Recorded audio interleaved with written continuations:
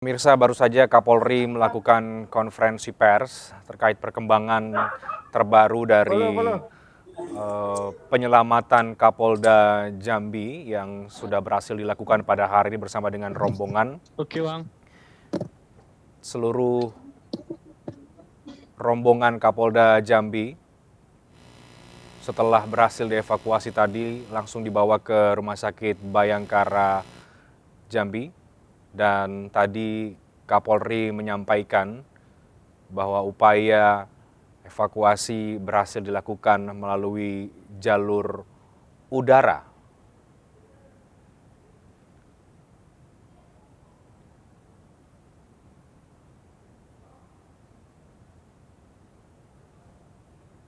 Kami akan terus menunggu dan memantau bagaimana perkembangan terbaru dari upaya penyelamatan Kapolda Jambi yang sudah berhasil diselamatkan berdasarkan laporan dari rekan kami yang tadi bertugas di lokasi. Memang kondisi dari rombongan Kapolda Jambi terlihat lemas karena beberapa hari terdampar di hutan perbukitan, dan proses evakuasi tadi didahulukan anggota atau anak buah dari Kapolda Jambi. Sementara itu Kapolda terakhir yang diselamatkan oleh tim evakuasi gabungan yang terdiri dari polisian, TNI, Basarnas, dan inilah tadi digambar proses evakuasi rombongan Kapolda Jambi yang terdiri dari 8 orang, termasuk Kapolda Jambi yang sudah berhasil dievakuasi oleh tim gabungan.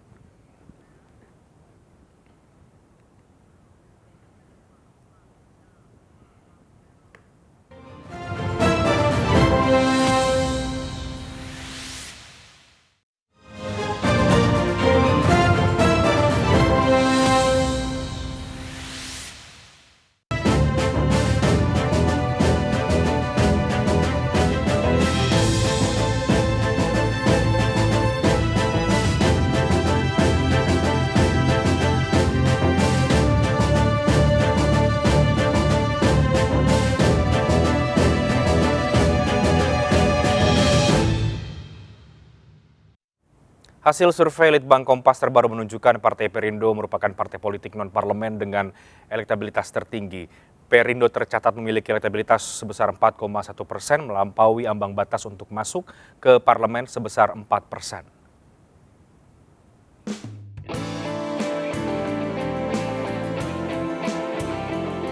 Dari hasil survei Litbang Kompas terbaru, PDIP masih menjadi parpol dengan elektabilitas tertinggi yakni sebesar 22,9%.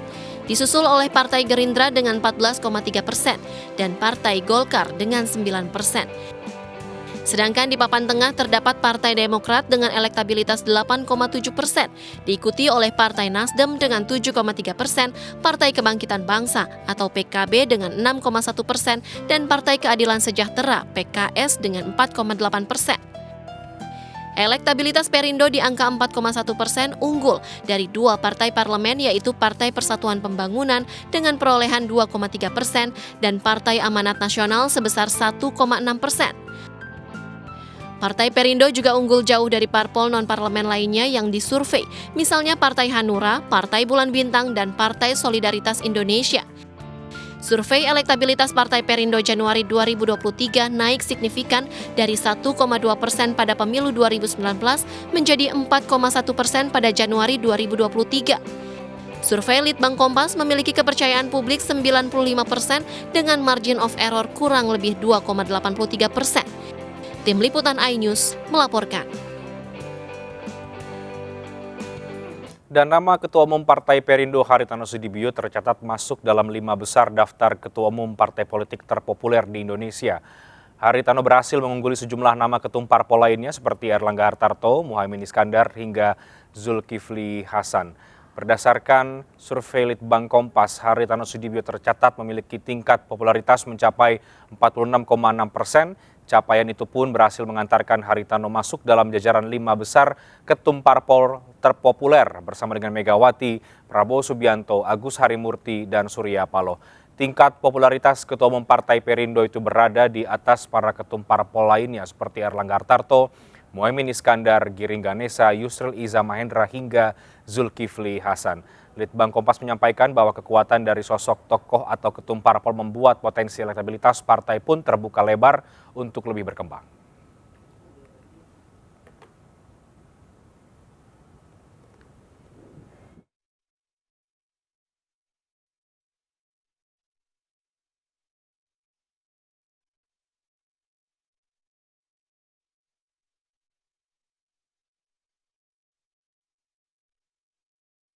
Ya, hasil survei Litbang Kompas menunjukkan elektabilitas dari partai politik jelang tahun 2024 dan di antara parpol non-parlemen yang ada, Partai Perindo menjadi satu-satunya partai yang dalam survei menembus angka ambang batas parlemen 4,1%. Apa saja temuan dari survei Litbang Kompas dan bagaimana DPP Partai Perindo menanggapi hasil survei Litbang Kompas ini? Kita akan diskusikan dengan dua narasumber yang bergabung dari luar studio. Ada Bung Eren Marsyukila, peneliti Litbang Kompas, dan juga Kang Ferry Kurnia Rizkiansyah, Wakil Ketua Umum DPP Partai Perindo. Selamat malam, Kang Ferry, Mas Eren. Selamat malam, Baik. sehat. Kita membahas soal survei Litbang Kompas yang terbaru, soal elektabilitas partai politik, di mana yang juga cukup mencuri perhatian adalah selain parpol-parpol yang sudah eksis di parlemen saat ini, tapi juga ada Partai Perindo yang kemudian masuk ke dalam jajaran parpol yang disebut atau disurvei ini menembus angka elektabilitas atau menembus angka ambang batas parlemen. Saya mau ke Mas Eren dulu mungkin untuk menjabarkan apa saja temuan dari survei Litbang Kompas ini terkait dengan elektabilitas parpol dan juga temuan bahwa Perindo ini bisa menembus angka 4% lebih. Ya, jadi memang secara statistik ya, dalam batas margin of error kita di angka 2,8% itu memang di papan atas itu memang tidak banyak yang berubah. PDIP tetap menjadi yang nomor 1, kemudian disusul Gerindra, dan Golkar kembali masuk ke jajaran 3 besar setelah Demokrat mengalami penurunan yang cukup tajam dari 14% di Oktober 2022 lalu turun sekarang di bawah 9%. Kemudian yang menarik memang di papan tengah, dinamikanya begitu terlihat di sini. Ketika partai PKS, kemudian PAN itu mengalami penurunan, namun ada Nasdem yang mengalami kenaikan yang cukup signifikan juga sampai dengan di 7% lebih gitu. Begitu pula tadi ya seperti dijabarkan di awal tadi, ada Perindo yang memang dari survei kami di Oktober 2022 lalu sebenarnya sudah masuk di angka atas 4% ya. Kemudian secara konsisten sekarang pun di Januari 2023 ini juga tetap berada di 4 atau melebihi di angka 4% ini gitu. Jadi memang kalau kita lihat secara utuh itu memang partai-partai parlemen ini sudah menguasai lebih dari 3/4 bagian pemilih kita atau 77% bahkan gitu. Jadi ini akan menjadi tantangan yang berat, tantangan yang besar sekali untuk partai-partai parlemen atau non parlemen ya, atau partai-partai baru di situ untuk bisa berebut suara yang sisanya ini tadi gitu. Jadi memang kalau kita lihat ada beberapa faktor yang bisa mempengaruhi kenapa pergerakan dinamika di elektabilitas itu bisa begitu fluktuatif di sini dengan masih terbukanya kedinamisan itu gitu. Jadi ada beberapa faktor. Misalnya memang kenapa partai-partai yang berada di parlemen sekarang ini dia bisa cukup konsisten kuat mempertahankan elektabilitasnya karena memang mereka sudah memiliki basis pemilih yang tetap gitu. Kemudian mereka juga sudah memiliki popularitas dan penerimaan di masyarakat yang sudah terbangun cukup lama. Ini beda dengan partai-partai yang berada di non parlemen gitu, atau yang notabene adalah partai yang baru gitu kan. Mereka harus membangun effort yang cukup lagi untuk bisa membangun popularitas, membangun penerimaan publik tadi gitu. kemudian basis pemilih dari partai non-parlemen ini memang belum terbangun gitu. Tidak sama halnya dengan partai-partai yang berada di parlemen tadi yang sudah memiliki basis pemilih tetap yang sudah loyal bahkan gitu di akar rumput gitu. Oke, baik Mas Aaron. Jadi satu hal lagi yang ya. memang menjadi penentu di sini yang kami amati dari hasil survei kami memang faktor dari sosok ketua umum partai yang memang cukup berpengaruh ternyata di sini selain narasi yang dimainkan ya. Ternyata sosok ketua umum ini juga sangat kuat karena memang masyarakat bisa melihat bagaimana pengaruh kuat dari seorang figur tadi ya kepada keterpilihan partai tadi bisa memiliki efek elektoral juga gitu. Oke, nanti kita bahas lebih lanjut soal faktor ketua umum. Tapi dari ini kan tadi Anda katakan cukup fluktuatif ya elektabilitas parpol terutama di papan tengah dan juga di papan bawah. Bahwa kemudian Perindo dari survei terakhir Kompas ini sampai sekarang masih konsisten. Ini karena apa? Apakah karena kemudian mulai bisa masuk ke dalam para pemilih muda, misalnya pemilih pemula, atau ada faktor mesin politik yang sudah mulai bekerja secara efisien? Ya, kami melihat memang popularitas dan akseptabilitas atau penerimaan publik terhadap Partai Perindo ini sudah mulai cukup optimal terbangun ya. Itu juga bisa terkait dengan beberapa strategi yang dimainkan oleh Perindo sendiri gitu. Mulai dari branding yang dilakukan, kemudian bisa juga terkait dengan beberapa figur-figur kuat yang memang saat ini sudah bergabung dengan Perindo itu cukup signifikan sekali kami melihat bisa membawa pengaruh yang besar terhadap pemilih yang kemudian beralih kepada Partai Perindo yang dari sisi usia kemudian atau generasi ya itu memang Perindo juga sudah cukup banyak dilirik oleh pemilih-pemilih pemula dan ini menjadi satu kesempatan yang baik juga bagi Perindo di saat memang potensi pemilih milenial ini diperebutkan gitu kan saat ini. Iya. Oke, saya ke Kang Ferry. Kang Ferry mengelaborasi apa yang tadi disampaikan oleh Mas Aaron ya soal temuan Litbang Kompas, terutama pada Partai Perindo begitu.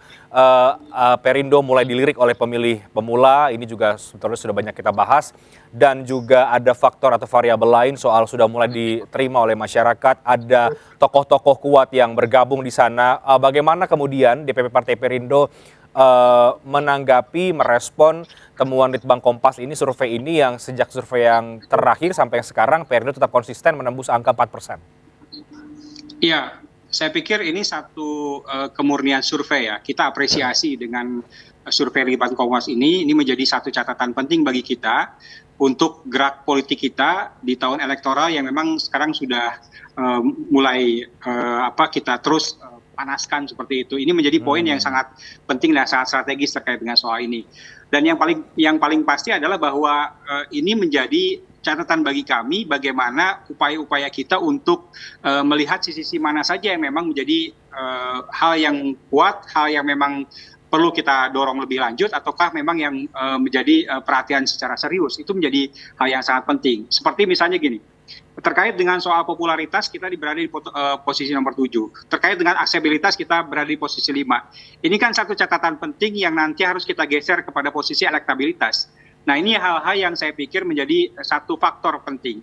Yang lainnya adalah terkait misalnya soal pemilih tetap dan pemilih tidak tetap. Ini juga menjadi faktor penentu. Selain berbagai aktivitas program kita, selain soal persatuan, kesejahteraan, narasi yang kita munculkan dari moderasi keberagaman, ini menjadi hal yang saya pikir menjadi modal-modal yang memang perlu kita kuatkan. Termasuk misalnya bagaimana soal digitalisasi dengan konvensi rakyat dan lain sebagainya. Nah, hal yang juga penting yang tadi disampaikan oleh Mas Erwan adalah terkait dengan soal figuritas, soal tokoh. Ini juga penting. Ketua umum kami, saya pikir dengan gagasan-gagasan ekonomi kerakyatannya, dengan simbolisasi gerobaknya, ini kan menjadi hal yang sangat penting diterima oleh masyarakat dan halayak bisa menerima seperti itu. Termasuk misalnya ada Tuan Guru Bajang dan juga tokoh-tokoh lain yang saya pikir menjadi poin sentral untuk kita bisa diterima oleh masyarakat. Nah, hal-hal ini saya pikir Mas Reinhardt yang perlu kita kuatkan lebih lanjut terkait dengan aktivitas yang ada. Jadi catatan dari survei Litbang Kompas ini menjadi catatan penting. Kita tidak boleh terlena dengan hasil survei karena ini pola yang memang muncul yang harus kita coba cermati bersama-sama.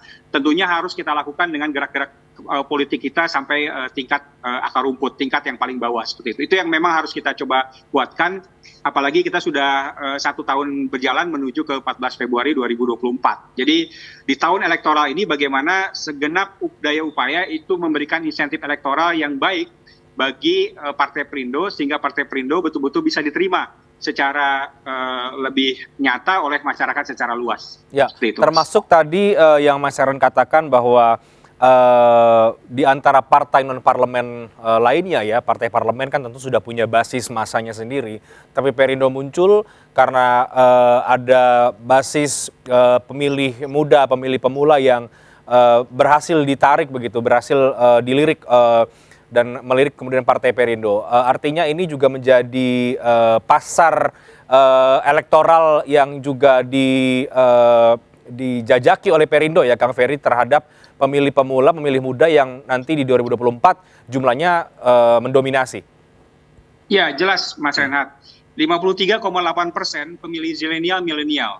Jadi usia rentang 17 sampai 39 tahun. Sehingga saya yakin dengan segenap potensi milenial yang ada, tentunya mereka kan ingin mencari figuritas, ingin mencari partai, seperti apa partainya.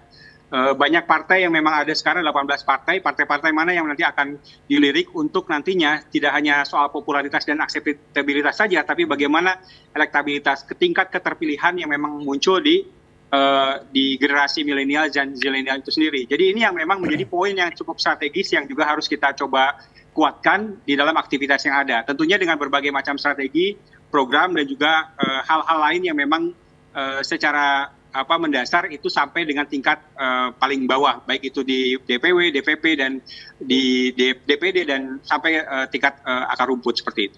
Oke, Mas Heron, tadi kita lihat di papan bawah ya, ada partai-partai parlemen yang terlempar atau elektabilitasnya kemudian ini terancam tidak bisa lolos ke Senayan begitu kalau dari survei ini. Apa yang terjadi dengan partai-partai parlemen yang sekarang justru elektabilitasnya bisa jadi kemudian di bawah 4%? Ya, saya pikir memang dengan semakin banyaknya pilihan ya yang disajikan kepada masyarakat, termasuk dengan munculnya berbagai partai baru ya, itu juga mempengaruhi apa yang terjadi di beberapa partai parlemen tadi yang mereka cukup riskan, semakin tidak aman posisinya gitu kan, karena memang peta persaingan akan semakin kuat gitu.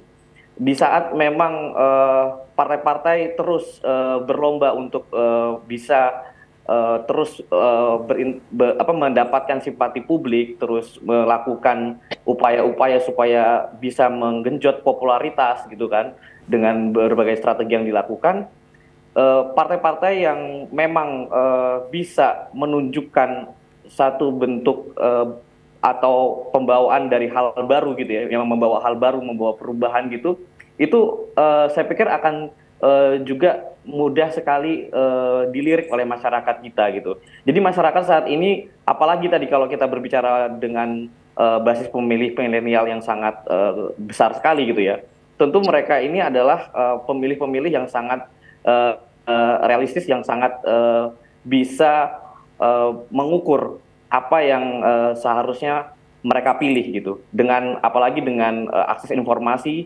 yang sangat baik di kalangan ini, tentu partai-partai yang tidak bisa mengimbangi hal-hal tadi, faktor-faktor tadi, itu akan jauh tertinggal gitu. Mereka akan tergerus dengan masa yang beralih ke berbagai pilihan tadi, banyaknya pilihan. Jadi memang peta persaingan ini akan sangat kuat, akan sangat ketat sekali gitu. Oke. Dan itu kemudian salah satunya muncul di Partai Perindo yang dalam temuan survei Litbang Kompas juga bisa melewati partai-partai yang sekarang sudah eksis di parlemen ya, Mas Heron. Ya, karena Perindo kita lihat memang cukup progresif sekali ya, dari sisi branding popularitas, kemudian menggait berbagai figur besar yang bisa menimbulkan efek elektoral di situ gitu. Juga dengan narasi-narasi kuat yang dibangun, Bahkan tadi ya ada simbolisasi gerobak UMKM, itu kan hal-hal yang real, yang nyata langsung dirasakan oleh pemilih, sehingga tidak lagi menjadi hanya sebatas wacana gitu loh. Ada satu hal yang memang dibawa oleh partai ini. Konsepnya, jadi secara konsep harus kuat, kemudian bagaimana mesin dan strategi tadi bisa diterjemahkan dan langsung dirasakan oleh masyarakat itu sangat penting dan menjadi kunci pada saat ini. Gitu. Oke, baik Kang Ferry, sebetulnya kalau ini karena kita bicara soal survei Litbang Kompas, tapi di beberapa survei yang lain dengan lembaga-lembaga yang kredibel juga temuannya sebetulnya hampir-hampir mirip ya Kang Ferry, bahwa Perindo lolos ambang batas parlemen dan juga kemudian mulai dilirik oleh pemilih pemula. Ini juga kah yang kemudian menjadi hal yang diamati oleh DPP Partai Perindo menuju tahun 2024? Ya, betul Mas Reinhardt. Kalau kita lihat average dari beberapa survei yang ada, dan saya yakin survei-surveinya kredibel seperti halnya Litbang Kompas ini, tentunya menunjukkan bahwa Partai Perindo konsisten dengan pergerakan angka yang trennya cukup positif seperti itu. Jadi kalau kita melihat kondisi seperti itu, kita akan terus berupaya dengan aktivitas gerakan politik kita untuk turun ke masyarakat dan untuk menyapa masyarakat, yang ini menjadi poin yang cukup strategis. Dan tentunya kita memang tidak boleh terlena dengan kondisi survei saat ini, karena ini kan mencerminkan saat ini. Kita tidak tahu bahwa 3 bulan, 6 bulan, 1 tahun ke depan seperti apa. Tapi ini menjadi acuan yang sangat penting, dan ini menjadi pembelajaran yang harus kita coba cermati dan kita tindak lanjuti dengan gerak-gerak nyata, gerak-gerak politik kita ke lapangan. Saya yakin masyarakat sekarang sudah sangat cerdas. Masyarakat sudah sangat tahu partai-partai mana yang memang konsisten untuk memperjuangkan masyarakat. Jadi dengan kecerdasan masyarakat yang ada, pasti penerimaan yang memang dilakukan juga akan lebih punya preferensi masing-masing yang memang bisa jadi dalam konteks elektabilitas dia akan betul-betul cenderung memilih partai-partai yang memang sesuai dengan gerak langkah yang memang ada, sesuai dengan apa yang memang ada di masyarakat. Jadi inilah yang memang harus kita terus upayakan. Catatan Litbang Kompas adalah bagaimana kita menggeser popularitas, akseptabilitas menjadi elektabilitas yang memang penting sekali untuk kita coba kuatkan. Oke. Seperti itu Mas. Ya. Dan terakhir Kang Ferry, tadi juga catatan dari Litbang Kompas menempatkan Ketua Umum Partai Perindo Pak Haritano Sudibyo di 5 besar ketum terpopuler, ini bahkan menyaingi ketum-ketum yang partai-partai besar lainnya. Anda melihatnya bagaimana Kang Ferry? Ya, saya pikir sangat penting sekali kita punya ketua umum yang sangat disukai oleh masyarakat, populer, dan yang terpenting adalah soal narasi. Narasi ketua umum kami dibangun adalah bagaimana walaupun beliau adalah pemilik dari grup media yang cukup kuat, tapi bagaimana upaya-upaya untuk masuk ke ruang-ruang masyarakat itu sangat dirasakan. Kan ini menjadi poin yang sangat penting dan sangat strategis yang ada, sehingga masyarakat melihat bahwa Ketua Umum kami Pak Haritano Sudibyo tidak hanya sebagai bos MNC saja, tapi bagaimana betul-betul dia bisa menempatkan dan diterima oleh masyarakat kebanyakan dengan narasi-narasi membangun ekonomi kerakyatannya. Apalagi juga ditunjang dengan bagaimana gerak langkah aktivitas untuk membangun partai yang memang lebih inklusif, bagaimana membangun partai yang memang menjaring banyak tokoh, dan juga bagaimana membangun konsistensi gerakan politik kepartaian yang ada. Jadi itu yang saya meyakini bahwa kenapa ketua umum kami bisa jadi cukup populer di masyarakat, dan ini akan menjadi satu hal yang tidak hanya membuat kami bangga, tapi ini menjadi satu hal yang harus kita coba upayakan untuk nantinya kita bisa menjadikan gerak langkah ini sinergi dengan gerak langkah elektoral yang ada untuk menaikkan elektabilitas Partai Perindo. Baik. Seperti itu, Mas. Baik, kita akan lihat nanti bagaimana dinamika dari elektabilitas ini. Semoga Kang Ferry dan kawan-kawan bisa terus memaksimalkan mesin-mesin politik untuk elektabilitas partai politik, dan kita akan tunggu bagaimana kemudian hasil dari kerja-kerja politik dari semua partai politik. Terima kasih banyak Kang Ferry, terima kasih banyak Mas Eren sudah bergabung dalam diskusi pada malam hari. Selamat malam. Terima kasih Kang Ferry. Presiden Jokowi tegaskan Menpora telah nyatakan mundur secara informal. Siapakah yang akan mengganti posisi Zainuddin Amali? Kami akan hadirkan dialognya usai jeda. Tetap bersama kami di MNC News Prime.